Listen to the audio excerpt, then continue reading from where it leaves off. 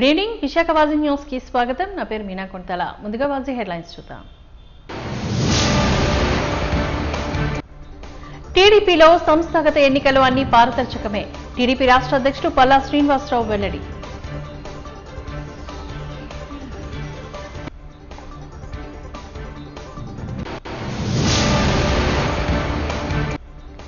బాధిత మహిళలకు అన్ని విధాలుగా అండగా నిలవాలి. జాతీయ మహిళా కమిషన్ సభ్యురాలు డాక్టర్ అర్చనా మజుందార్ స్పష్టీకరణ.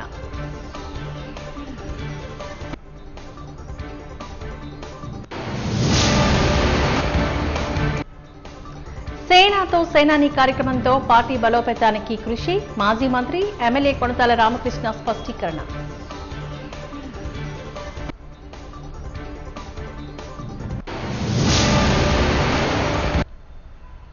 ఇక డీటెయిల్స్ చూద్దాం. టీడీపీలో అన్ని ఎన్నికలు పారదర్శకంగా ఉంటాయని రాష్ట్ర తెలుగుదేశం పార్టీ అధ్యక్షుడు పల్లా శ్రీనివాసరావు అన్నారు. జిల్లా తెలుగుదేశం పార్టీ కార్యాలయంలో జరిగిన విలేకరుల సమావేశంలో పల్లా శ్రీనివాసరావు మాట్లాడారు. అన్ని వర్గాల వారికి అవకాశం ఉంటుంది. పార్టీ ప్రయోజనాలకు సిద్ధాంతాలకు కట్టుబడి ఉన్నవారిని సెలెక్ట్ చేస్తున్నామని అన్నారు. దేశంలోని 1200 పార్టీలు ఉన్నాయి. టీడీపీలో ఎన్నికలు పారదర్శకంగా జరుగుతాయని, ఇవాళ్టితో రాష్ట్ర వ్యాప్తంగా 25 పార్లమెంట్ అధ్యక్షులను నియమిస్తామని తెలిపారు. రాష్ట్ర నీటిపారుదల శాఖ మంత్రి రామానాయుడు ఈ సందర్భంగా మాట్లాడుతూ టీడీపీలో వార్డు అధ్యక్షుడి నుంచి జాతీయ అధ్యక్షుడి వరకు పారదర్శకంగా జరుగుతుంది. వైఎస్ విజయమ్మను అధ్యక్షురాలు పదవి నుంచి తొలగించేందుకు గాను వైసీపీ ఓసారి ప్లీనర్ పెట్టుకుందని ఎద్దేవా చేశారు. టీడీపీ ప్రతి 2 ఏళ్లకోసారి ప్రజాస్వామ్య పద్ధతిలో ఎన్నికలు జరుగుతాయని, ఎంపికకు సంబంధించి అందరి విజ్ఞప్తులను పరిగణలోకి తీసుకుంటామని తెలిపారు. రాష్ట్రంలోని ఆర్థిక పరిస్థితి బాగోకపోయినా సంక్షేమ పథకాలను కూటమి ప్రభుత్వం అందిస్తుంది. కూటమి ప్రభుత్వం స్వచ్ఛతా పాలనతో వైసీపీలో గుబులు రేపుతోంది. ప్రజల్లోని అశాంతిని కలిగించేందుకు వైసీపీ ఫేక్ ప్రచారానికి పాల్పడుతుందని ఆరోపించారు. కనిపించినటువంటి పరిస్థితి. ఎందుకంటే గతంలో కూడా మేము కూడా 23 మంది శాసనసభ్యులుగా ఉన్నాం. ఆ 23 మందిలో కూడా మళ్ళీ 5 6 మళ్ళీ ఆయన బెదిరించో ప్రలోభపెట్టో తీసేసుకున్నటువంటి పరిస్థితి. అయినా కూడా మేము అసెంబ్లీకి వెళ్ళాం, పోరాడాం, ఉద్యమించాం. ఆ రోజు అటువంటి నిరంకుశత్వమైన నియంతృత్వమైనటువంటి మరి యొక్క పైన స్థానం దగ్గర నుంచి, స్పీకర్ స్థానం దగ్గర నుంచి కింద స్థాయి నాయకుడి వరకు ఆ రోజు ఎదురొడ్డి పోరాడాం అసెంబ్లీలో. కానీ ఈరోజు జగన్మోహన్ రెడ్డికి అంత ధైర్యం ఉన్నటువంటి పరిస్థితి లేదు. ఏదైతే ఆయన చెప్పేటువంటి మాటలు కూడా ఏదో చిన్నపిల్లలు చాక్లెట్ అడిగినట్టుగా, నాకు ప్రతిపక్ష హోదా ఇస్తేనే నేను అసెంబ్లీకి వస్తానని అంటే, ప్రతిపక్ష హోదా అనేది స్పీకర్ ఇచ్చేది కాదు, ప్రతిపక్ష హోదా అనేది చంద్రబాబు నాయుడు ఇచ్చేది కాదు. ప్రతిపక్ష హోదా అనేది ప్రజలు ఇవ్వాలి. అంచేత అటువంటి విషయాలను దృష్టి పెట్టి కూడా ఆయన అసెంబ్లీకి, ఎందుకంటే మేము కూడా అదే ప్రశ్నిస్తున్నాం, నిజంగా ఆయన అసెంబ్లీకి వస్తే మేమే ఆహ్వానిస్తాం, మేమే స్వాగతిస్తాం. మీకు ఏదైతే ప్రతిరోజు నిత్యం ఈ రాష్ట్రంలో అశాంతిని రేకెత్తించాలి అనేటువంటి ఆలోచనతో ఏదైతే మీరు పరామర్శల పేరు చెప్పి, పర్యటనల పేరు చెప్పి ప్రజలకు ఏ రకమైన ఇబ్బందులు కలిగించక్కర్లా. మీరు అసెంబ్లీకి రండి. మీకు ఏదైనా రైతు సమస్య ఉంది, లేకపోతే ఏదైనా మీ పార్టీకి సంబంధించిన సమస్య ఉంది, ఏదైనా చర్చించండి అసెంబ్లీలో. అసెంబ్లీ అనేది ఆ ప్రజా సమస్యల మీద చర్చా వేదిక. అది అంచేత అటువంటి చర్చా వేదికలో పాల్గొనండి. చర్చా వేదికలో సమస్యలుంటే చెప్పండి, మాలో లోపాలు ఏమైనా చెప్పండి. అంతే తప్ప ప్రజా జీవితంలో నేను అసెంబ్లీకి రాను, నేను ప్రజల్లో అశాంతిని ఎక్కిస్తాను, పరామర్శల పేరు చెప్పి లాండర్ ప్రాబ్లం సృష్టిస్తానని అంటే చట్టం కూడా తన పని తను చేసుకుపోతుంది. మనం వేసే ప్రతి అడుగు కూడా అది రేపు 2029 ఎలక్షన్ మీద ప్రభావం చూపించేటువంటి పరిస్థితి ఉంటుంది. కనుక ఈరోజు జాతీయ అధ్యక్షుల వారు చెప్పిన విధంగానే ఎవరైతే పార్టీకి కట్టుబడి ఉన్నారో సుమారు 1200 పార్టీలు ఉన్నాయి. కానీ క్రమం తప్పకుండా ప్రజాస్వామ్యబద్ధంగా పారదర్శకంగా పార్టీ లీడర్షిప్ ఎన్నుకోవడం కావచ్చు, అంటే ఒక పద్ధతి ప్రకారంగా తెలుగుదేశం పార్టీ నడుస్తుంది. అది కీర్తిశేషులు నందమూరి తారక రామారావు గారు స్థాపించిన నాటి నుంచి నేటి వరకు కూడా. వివిధ రకాల సమస్యలతో సతమతమయ్యే బాధిత మహిళలకు అధికార యంత్రాంగం అండగా నిలవాలని, తగిన విధంగా తోడ్పాటును అందించాలి అంటూ జాతీయ మహిళా కమిషన్ సభ్యురాలు డాక్టర్ అర్చనా మజుందార్ పేర్కొన్నారు. వారు అందించే వినతులు, పోలీసుల కేసుల విషయాల్లోని చొరవ చూపాలని, పరిపాలనాపరమైన న్యాయపరమైన సేవలను స్నేహపూర్వక వాతావరణంలో అందించాలంటూ సూచించారు. క్లిష్టమైన పరిస్థితిలో భరణం వచ్చేలా, స్వయం ఉపాధి కల్పించేలా అధికారులు చర్చలు చేసుకోవాలని అన్నారు. ముఖ్యంగా బాధిత మహిళల్లో ఆత్మవిశ్వాసం పెంపొందించాలని, మనోధైర్యం కల్పించాలని సూచించారు. అపరిచితుల నుంచి గాని కుటుంబ సభ్యుల నుంచి గాని భౌతిక మానసిక దాడులు జరగకుండా అండగా నిలవాలని సూచించారు. జన సొనవాయి పేరుతో విశాఖపట్నం జిల్లా పరిషత్ సమావేశ మందిరంలో మంగళవారం నిర్వహించిన వినతుల స్వీకరణ కార్యక్రమంలో బాధిత మహిళలు అందించిన పలు ఫిర్యాదులను పరిశీలించిన క్రమంలో జాతీయ మహిళా కమిషన్ సభ్యురాలు ఈ విధంగా స్పందించారు. పోలీస్, రెవెన్యూ, న్యాయ విభాగాల బాధిత మహిళలకు అన్ని సమయంలో అండగా నిలవాలని, తగిన విధంగా తోడ్పాటును అందించాలని పేర్కొన్నారు.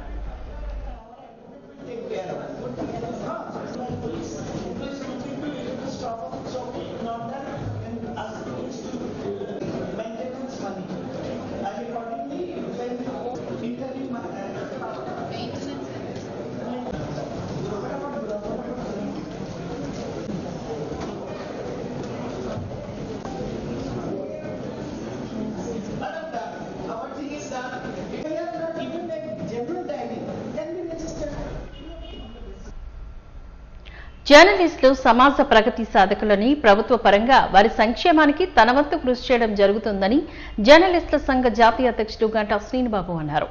జర్నలిస్టులు వారి కుటుంబాలకు ఆదిదేవుడు శ్రీ వినాయకుని ఆశీస్సులు మెండుగా ఉండాలని ఆయన ఆకాంక్షించారు. మంగళవారం నగరంలోని ఆసిల్మేట జంక్షన్ వద్ద గల వేమన మందిరం ఫంక్షన్ హాల్లో ఆంధ్రప్రదేశ్ వర్కింగ్ జర్నలిస్టుల federation, AP broadcast journalist association, AP small and medium news papers association ఆధ్వర్యంలోని సుమారు 600 మంది జర్నలిస్టులకు మట్టి వినాయక విగ్రహాలు, వినాయక వ్రతకల్పం పుస్తకాలు, వివిధ రకాల పూల పండ్ల మొక్కలు, మిఠాయిలు పంపిణీ చేశారు. ఈ కార్యక్రమంలోని ముఖ్య అతిథిగా ప్రణవ్ గోపాల్ హాజరై ఈ సందర్భంగా పలువురు జర్నలిస్టులు మాట్లాడారు. మట్టి గణపతి మహాగణపతిగా భావించి ప్రతి ఒక్కరూ పూజలు చేయాలని అన్నారు. పర్యావరణానికి హాని కలగకుండా మట్టి వినాయక విగ్రహాన్ని పంపిణీ చేయడం అభినందనీయమని అన్నారు. ఈరోజు వేమన మందిరంలో ఏపీ వర్కింగ్ జర్నలిస్టుల ఫెడరేషన్, ఏపీ బ్రాడ్కాస్ట్ జర్నలిస్టుల association, AP small and medium newspapers అసోసియేషన్ల ఆధ్వర్యంలో ఈరోజు 600 మంది జర్నలిస్టులకు మట్టి గణపతి విగ్రహాలు, అలాగే వ్రతకల్పం, అలాగే వివిధ రకాల పూల పండ్ల మొక్కలు, మిఠాయిలు కూడా పంపిణీ చేయడం జరిగింది. విఎంఆర్డీఏ చైర్మన్ ప్రణవ్ గోపాల్ గారు ఈ కార్యక్రమాల్లో ముఖ్య అతిథిగా పాల్గొని ప్రతి ఒక్కరిపైన వినాయకుడి ఆశీస్సులు ఉండాలని, అందరూ బాగుండాలని, అందులో మనం ఉండాలని ఒక మంచి సంకల్పంతో ఈరోజు ఈ కార్యక్రమాన్ని చేపట్టాం. ప్రత్యేకంగా విశాఖపట్నం జిల్లా అధ్యక్షులు నారాయణ గారు, అలాగే మా కార్యదర్శి శ్రీనివాస్ గారు, మరి బ్రాడ్కాస్ట్ అధ్యక్షులు ఈశ్వరరావు గారు, కార్యదర్శి కింతాడ మదన్ గారు, మరి అదేవిధంగా small and medium news papers association అధ్యక్షులు జగన్మోహన్ గారు, అలాగే కార్యదర్శి శ్రీనివాస్ గారు, కార్యవర్గ సభ్యులు కూడా సంయుక్తంగా ఈరోజు ఈ కార్యక్రమాన్ని చేపట్టాం. ప్రతి పర్వదినాన్ని కూడా జర్నలిస్టులు కూడా ఆనందమయంగా జరుపుకోవాలి. వారి కుటుంబ సభ్యులు కూడా మేము కూడా ప్రతి పండుగను చేసుకుంటామనే ఒక మంచి ఫీల్ తేవాలనే సంకల్పంతో మా యూనియన్లు అన్ని పండుగలు కూడా నిర్వహిస్తున్నాం. అలాగే దసరా పర్వదినాన్ని కూడా అంగరంగ వైభవంగా నిర్వహిస్తాం. మరి వనభోజన సమారాధన కార్యక్రమాన్ని క్రమం తప్పకుండా నిర్వహిస్తున్నాం. ప్రత్యేకంగా జర్నలిస్టులు అంటే మనలో కుటుంబంలో ఒక భాగం, సమాజంలో ఒక భాగం ఉండాలన్న సంకల్పంతో మేము వారి సమస్యల పరిష్కారానికి మా పరిధి మేర కృషి చేస్తూనే మరి ఆయా డిమాండ్లు కూడా ప్రభుత్వం దృష్టికి తీసుకెళ్తున్నాం. తాజాగా 11 డిమాండ్లతో కూడిన వినతి పత్రాన్ని ముఖ్యమంత్రి గారికి, ఉప ముఖ్యమంత్రి గారికి, లోకేష్ గారికి అందజేయడం జరిగింది. ఈరోజు మనం వినాయక చవితి పర్వదినం సందర్భంగా వినాయకుని మట్టి ప్రతిమలు, అదేవిధంగా పూల మొక్కలు, మిఠాయిలు, వినాయక చవితి పుస్తకాలు డిస్ట్రిబ్యూట్ చేశాం. మనం ప్రతి జర్నలిస్టు వారి కుటుంబ సభ్యులు ఈ సందర్భంగా హ్యాపీగా ఉండాలి, సుఖశాంతి ఆయురారోగ్యాలతో ఉండాలని మేము కోరుకుంటున్నాం. ముఖ్యంగా ఈ కార్యక్రమానికి విఎంఆర్డీఏ చైర్మన్ గారు వచ్చారు. అదే వికలాంగులకు రద్దు చేసిన పెన్షన్లను పునరుద్ధరించాలని కోరుతూ ఈ రోజు ఉదయం గంటలకు ఎల్లెమ్మ తోటలోని వినాయకుని విగ్రహం ముందు సిపిఎం జగదాంబ జోన్ కమిటీ ఆధ్వర్యంలో నిరసన కార్యక్రమాన్ని నిర్వహించారు. ఈ సందర్భంగా సిపిఎం జగదాంబ జోన్ కార్యదర్శి మాట్లాడుతూ వికలాంగుల పెన్షన్లు రద్దు చేయడం ద్వారా చంద్రబాబు నాయుడు ఏం సాధించాలని చూస్తున్నారని అన్నారు. ఎన్నికల ముందు సూపర్ 6 రంగుకలు చూపించి అధికారంలోకి వచ్చిన తర్వాత వికలాంగుల పెన్షన్ రద్దు చేయడమే సూపర్ 6 అని ప్రశ్నించారు. విదేశీ, స్వదేశీ కార్పొరేటర్ కంపెనీలకు అప్పనంగా ప్రభుత్వ భూములు అప్పగించి అనేక రాయితీలను ప్రకటించి వికలాంగుల నోటుతో కూడు లాగడం అన్యాయమంటూ వాపోయారు.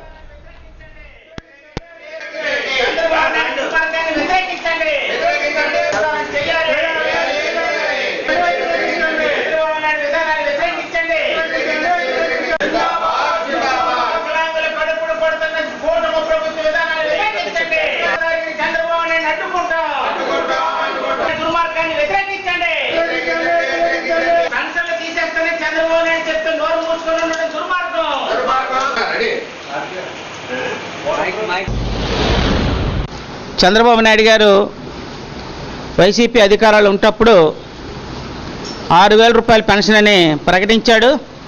అలాగే అందరికీ పెన్షన్లు ఇస్తామని చెప్పేసి చెప్పడం అనేది జరిగింది.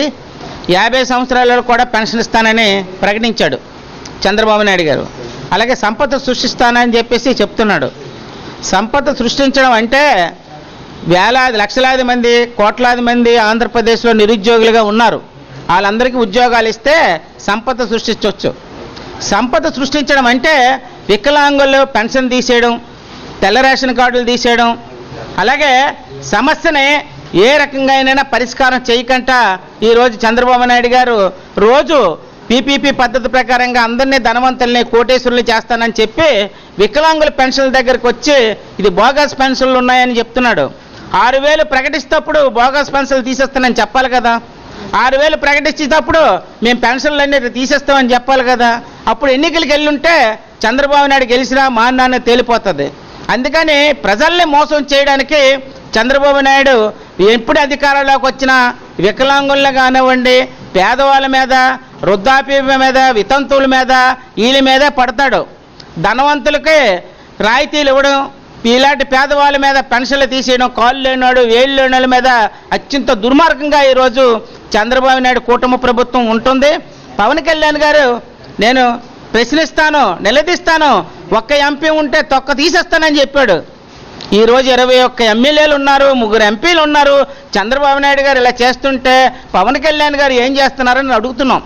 అసలు చంద్రబాబు నాయుడు గారికి వత్తాసు పలుకుతున్నాడా, నేను ప్రశ్నిస్తాను ఉప ముఖ్యమంత్రిగా ప్రజల తరపున నిలబడతాడా అనేది తేల్చుకోవాల్సింది చంద్రబాబు నాయుడు కూటమి ప్రభుత్వం తేల్చుకోవాలి. గత 5 సంవత్సరాలుగా రాష్ట్రం కోల్పోయిన ఆదాయ వనరులను సమకూర్చుకుంటూ నెంబర్ 1గా రాష్ట్రాన్ని తీర్చిదిద్దడమే జనసేన లక్ష్యమంటూ ఎమ్మెల్యే కొనతాల తెలిపారు. విశాఖలో ఈ నెలలో జరగనున్న కార్యకర్తల సమావేశం సేనానితో సేనా కార్యక్రమాన్ని ఉద్దేశించి ఆయన మాట్లాడారు. గ్రామీణాభివృద్ధి లక్ష్యంగా జనసేన పనిచేస్తుందంటూ వివరించారు.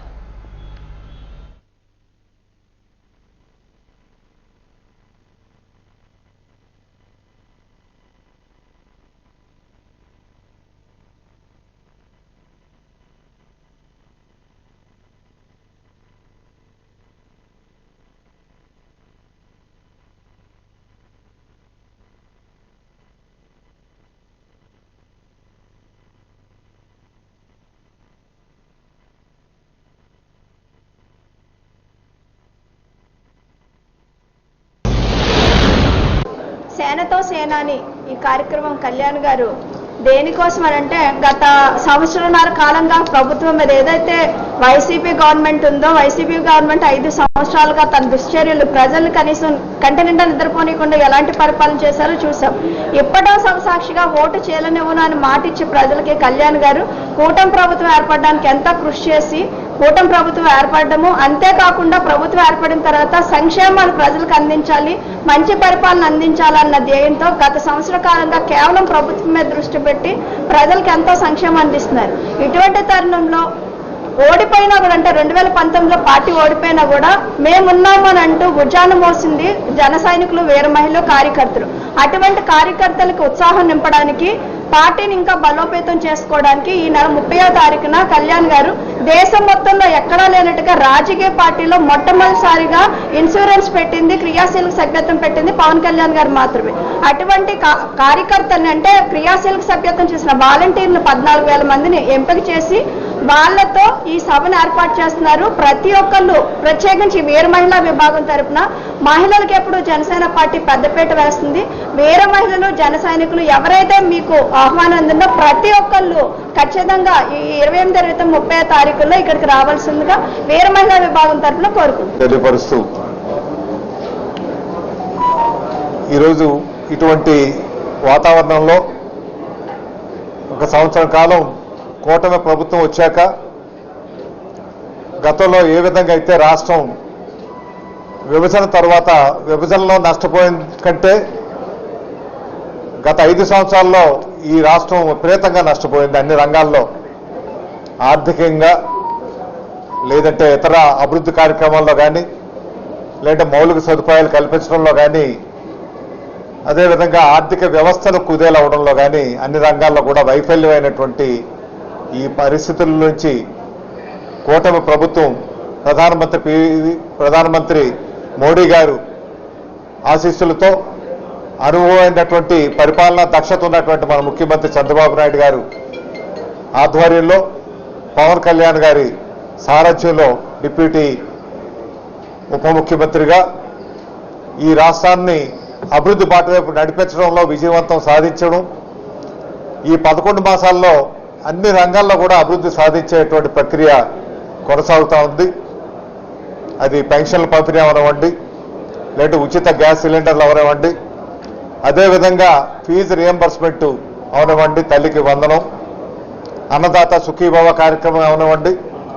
అన్నిటికంటే ముఖ్యం, గతంలో గ్రామీణ ప్రాంతానికి సంబంధించి పట్టణ ప్రాంతానికి సంబంధించిన ఎటువంటి అభివృద్ధి కార్యక్రమాలు కూడా జరగలేదు.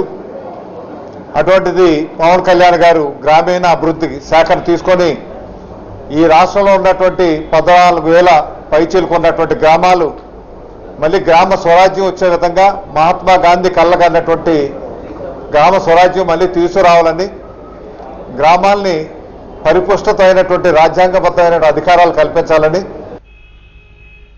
విశాఖలో తెలుగు టైటాన్స్ జోరుగా ప్రో కబడ్డీ సీజన్ 12 ప్రారంభించడానికి సిద్ధంగా ఉందంటూ సీఈఓ డాక్టర్ త్రినాథ్ రెడ్డి తెలియజేశారు. ఈ మేరకు రామ్నగర్ లో ఏర్పాటు చేసిన విలేకరుల సమావేశంలో Telugu Titans CEO doctor Trinath Reddy మాట్లాడారు. వైజాగ్ లో తెలుగు టైటాన్స్ అభిమానుల కోసం కబడ్డీ మళ్లీ మొదలవుతుందని అన్నారు. భారతదేశం కబడ్డీకి ఎంతో కీలకమైన మార్కెట్ అని, ప్లాట్ఫామ్లపైన అభిమానులు చేరవేసే ప్రయత్నం కొనసాగిస్తున్నామని తెలిపారు. క్రీడా విలువలు, ప్రేక్షకుల భాగస్వామ్యాన్ని పెంచేందుకు నిబద్ధతో ముందుకు సాగుతున్నామని అన్నారు.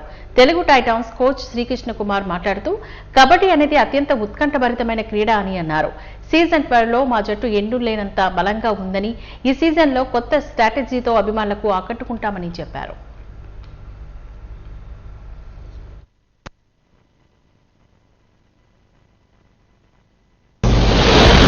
ప్రో కబడ్డీ లీగ్ సీజన్ 12 అండి ఇది. సో ఆఫ్టర్ 6 years తర్వాత 2018లో సీజన్ 6 జరిగింది వైజాగ్ లో. సో 2018 తర్వాత ఇప్పుడు సీజన్ 12లో వైజాగ్ మళ్ళీ బ్యాక్ వచ్చాం. సో మీ వైజాగ్ రావడానికి మన సీఎం చంద్రబాబు నాయుడు గారు, అలానే ఐటీ మినిస్టర్ లోకేష్ గారు, అలానే మా ఓనర్స్ తెలుగు టైటన్స్ ఓనర్స్ అయినటువంటి శ్రీనివాస్ శ్రీరామనేని, గౌతమ్ రెడ్డి నెదురుమల్లి అండ్ మహేష్ కొల్లి గారు చాలా కృషి చేశారు వైజాగ్ తీసుకురావడానికి. సో ఇప్పుడు వైజాగ్ లో ఈ ఆగస్టు 29 నుంచి సెప్టెంబర్ 11th వరకు ఇక్కడ మ్యాచెస్ ఉన్నాయండి. అన్ని 12 టీమ్స్ ఏవైతే పార్టిసిపేట్ చేస్తున్నాయో సీజన్ 12లో ప్రతి టీము వైజాగ్ వచ్చింది. సో ప్రతి టీం కూడా ప్రతి టీమ్స్ తో ఆడాల్సి ఉంటుంది అనమాట. సో ఈ సీజన్ ని 2 గ్రూపులుగా డివైడ్ చేశారు. Pool A, pool B. అంటే లాస్ట్ ఇయర్ పర్ఫార్మెన్స్ ని బట్టి అంటే 1, 3, 5, 7, 9, 11 ఇది ఆడ్ నెంబర్స్ అన్ని పూల్ బి, 2, 4 అలా ఈవెన్ నెంబర్స్ ఉన్నవన్నీ కూడా పూల్ ఏలో డ్రాగా తీశారనమాట. సో ఇప్పుడు మన పూల్లో ఉన్న టీమ్స్ తో మనం 2 times ఆడతాం, ఆపోజిట్ పూల్లో ఉన్న టీంతో ఒక్కసారి ఆడతాం. అలానే ఆపోజిట్ లో ఉన్న 2 టీములతో 2 సార్లు ఆడతాం. అంటే మనం 7 టీములతో 2 సార్లు ఆడతాం, అంటే 14 మ్యాచ్లు అవుతాయి. అలానే 4 టీమ్స్తో ఒక్కొక్క మ్యాచ్ ఆడతాం. సో టోటల్ ఆఫ్ 18 మ్యాచెస్ ప్రతి టీము ఆడుతుంది. అది అయిపోయిన తర్వాత దెన్ ప్లే ఆఫ్స్లో మొత్తం 8 టీమ్స్ ఉంటాయి. ఇంతకు ముందు అంతా ఫార్మెట్లో 6 ఉండేవి, ఇప్పుడు 8 టీమ్స్ ఉంటాయి అన్నమాట. సో ఈ 8 టీమ్స్ ఉన్నదాన్ని అగైన్ 7, 8 వాళ్ళు ఆడిన తర్వాత అందులో గెలిచిన వాళ్ళు, అలానే 5 and 6లో గెలిచిన వాళ్ళు, సో అలా తీసుకొచ్చి 6 టీములు పెట్టి అగైన్ ప్లే ఆఫ్స్ ఆడతారు. దాని తర్వాత సెమీఫైనల్స్. మీకు జస్ట్ లైక్ ఐపీఎల్ ఫార్మాట్ మీకు తెలుసు కనుక అదే ఫార్మాట్ ఫాలో అవుతామండి. రక్తదానం చేసి ప్రాణదాతలు కావాలని doctor Lankapalli Bullayya college principal doctor GSK Chakravarthi పిలుపునిచ్చారు. Round Table India, Ladies Circle India, Rotary blood bank సంయుక్త ఆధ్వర్యంలో రక్తదాన శిబిరాన్ని నిర్వహించారు. కళాశాల ప్రాంగణంలో నూతన సదస్సును మందిరంలోని ఈ కార్యక్రమాన్ని వారు నిర్వహించారు. విద్యార్థులను సామాజిక బాధ్యతను పెంపొందించే దిశగా ఈ కార్యక్రమాన్ని చేపట్టడం జరిగిందని నిర్వాహకులు వెల్లడించారు.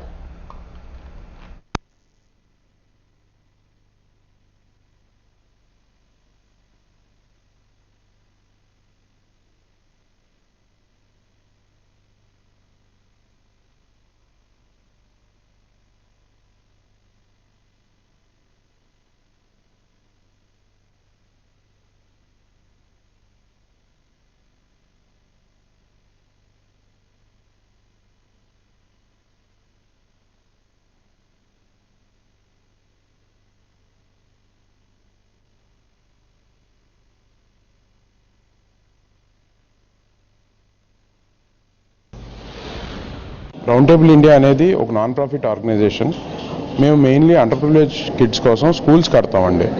ఆన్ అన్ యావరేజ్ ఇండియా మొత్తంలో ఎక్కడో ఎవ్రీడే ఒక క్లాస్ రూమ్ అయితే గత కొన్ని ఇయర్స్గా కడతా ఉన్నాం. దీంతో పాటు వేరియస్ సోషల్ యాక్టివిటీస్లో కూడా పాల్గొంటూ ఉంటాం. దాని భాగంగానే ఇవాళ బుల్లే కాలేజ్తో కొలాబరేషన్ అయ్యి మనం బ్లడ్ డొనేషన్ డ్రైవ్ అనేది చేస్తున్నాం. ఈ బ్లడ్ డొనేషన్ డ్రైవ్ గత 4 ఏళ్ళుగా సపోర్ట్ ఆఫ్ బుల్లే కాలేజ్తో చాలా ఘనంగా బాగా చేస్తూ ఉన్నాం. మెయిన్లీ ఈ బ్లడ్ డొనేషన్ డ్రైవ్ లాంటి యాక్టివిటీస్ మల్టిపుల్ చేస్తూ ఉంటాం. రౌండ్ టేబుల్ తరఫున ప్రతి సంవత్సరం వీళ్ళు మా కాలేజీకి వస్తారు. వచ్చిన తర్వాత మా పిల్లలందరూ కూడా చాలా యాక్టివ్గా పార్టిసిపేట్ చేసి బ్లడ్ డొనేషన్ చేస్తారండి. సో బుల్లే కాలేజ్ మేనేజ్మెంట్ తరఫున మా సెక్రటరీ కరెస్పాండెంట్ మధుకుమార్ గారు ప్రతి సంవత్సరం కూడా ఈ కార్యక్రమాన్ని విజయవంతం చేయడానికి ఏం చేయాలో అవన్నీ చేస్తున్నారు. అండ్ రౌండ్ టేబుల్ వాళ్ళు చేస్తున్న కార్యక్రమాలన్నీ కూడా చాలా అద్భుతంగా ఉంటాయి. అందుకని మేము కంటిన్యూస్గా సపోర్ట్ చేస్తాం. రోటరీ బ్లడ్ బ్యాంక్ వాళ్ళు వచ్చి ఇక్కడ కలెక్షన్ అంతా చేస్తుంటారండి. ఈ నెల 30వ తేదీన జనసేన అధిపతి డిప్యూటీ సీఎం పవన్ కళ్యాణ్ ఆధ్వర్యంలో కార్యకర్తల విస్తృత స్థాయి సమావేశాన్ని నిర్వహించడం పార్టీ బలోపేతానికి శ్రీకారం చుట్టడమేనంటూ జనసేన నాయకులు కోన తాతారావు అన్నారు. వన్డౌన్లో గల ఇందిరాగాంధీ మున్సిపల్ స్టేడియంలో ఏర్పాట్లను పరిశీలించిన అనంతరం విలేకరుల సమావేశంలో వారు మాట్లాడారు. ఈ సందర్భంగా పలువురు జనసేన నాయకులు మాట్లాడుతూ కార్యకర్తలతో రానున్న కాలంలో పార్టీ చేసే భవిష్యత్తు కార్యాచరణపై చర్చించడం, ఇరు తెలుగు రాష్ట్రాల్లో పార్టీ బలోపేతానికి చేయాల్సిన కార్యాచరణపై డిప్యూటీ సీఎం పవన్ కళ్యాణ్ ప్రసంగం ఉంటుందని తెలిపారు. జనసేన కార్యకర్తలు అందరికీ ఇది పండుగ వాతావరణమని పేర్కొన్నారు.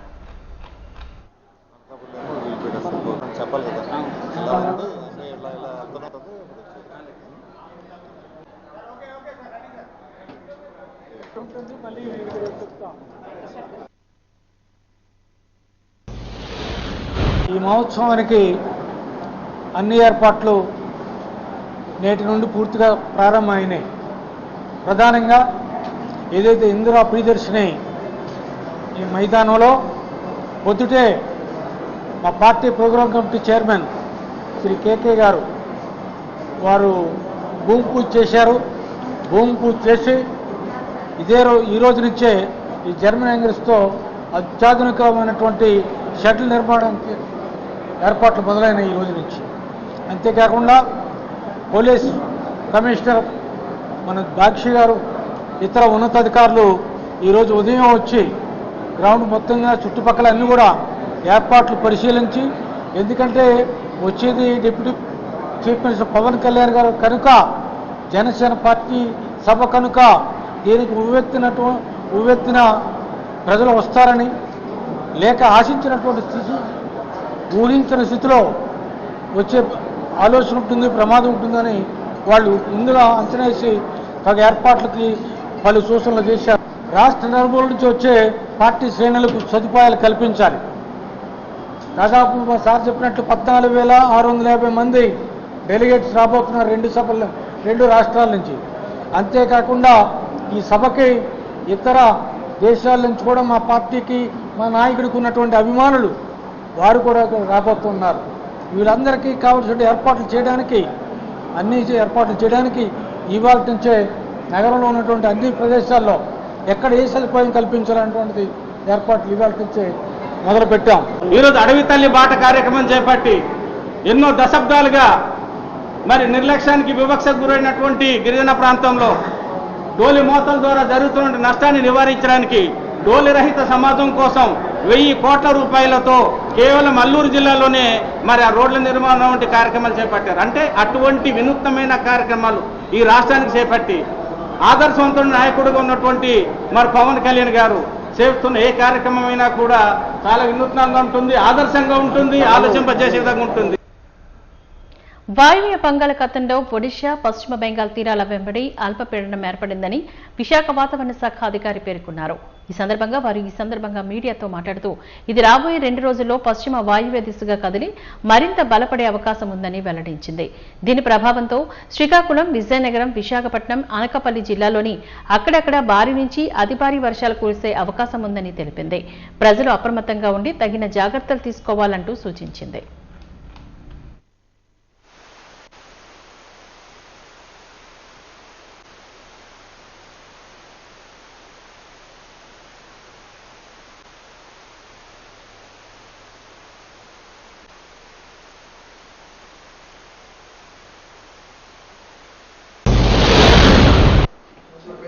ఒరిస్సా పరిసర ప్రాంతమైన వాయువ్య బంగాళాఖాతంలో ఒక అల్పపీడనం కొనసాగుతుంది. దీనికి అనుబంధంగా 7.6 కిలోమీటర్ల ఎత్తు వరకు ఉపరితల ఆవర్తనం కొనసాగుతూ నైరుతి దిశకు వంగి ఉన్నది. రాబోయే 2 రోజుల్లో ఈ అల్పపీడన వ్యవస్థ పశ్చిమ వాయువ్య దిశలో పయనించి మరింత స్పష్టంగా సుస్పష్టంగా మారే అవకాశం ప్రస్ఫుటంగా ఉంది.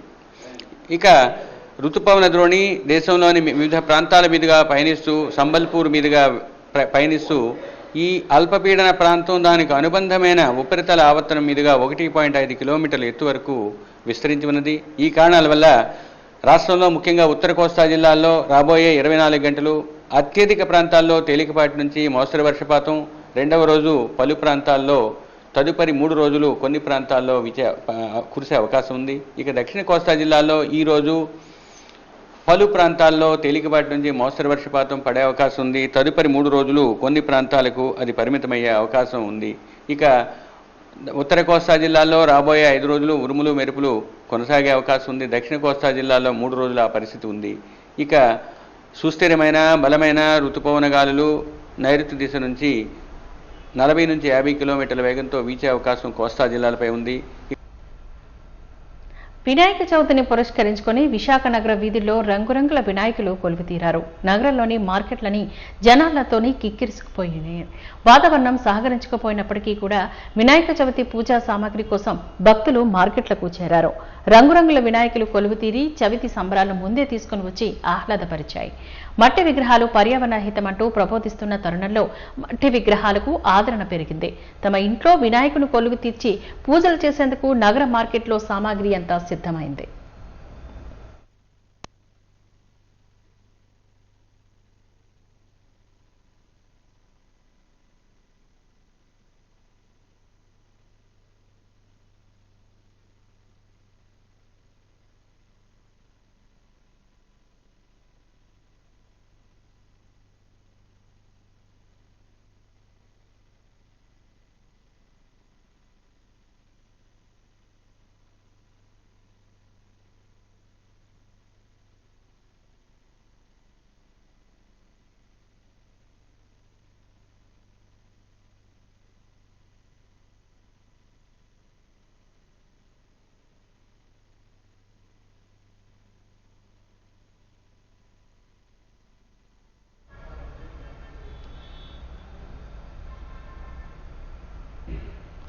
వాది న్యూస్ ముగించే ముందు ముఖ్య అంశాలు మరొక్కసారి చూద్దాం. టీడీపీలో సంస్థాగత ఎన్నికలు అన్ని పారదర్శకమే. టీడీపీ రాష్ట్ర అధ్యక్షుడు పల్లా శ్రీనివాసరావు వెల్లడి.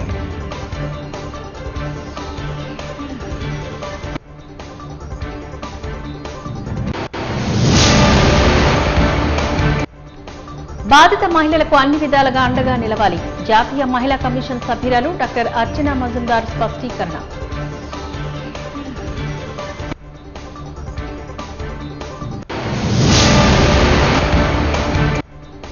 సేనాతో సేనాని కార్యక్రమంతో పార్టీ బలోపేతానికి కృషి. మాజీ మంత్రి ఎమ్మెల్యే కొనతాళ్ల రామకృష్ణ స్పష్టీకరణ.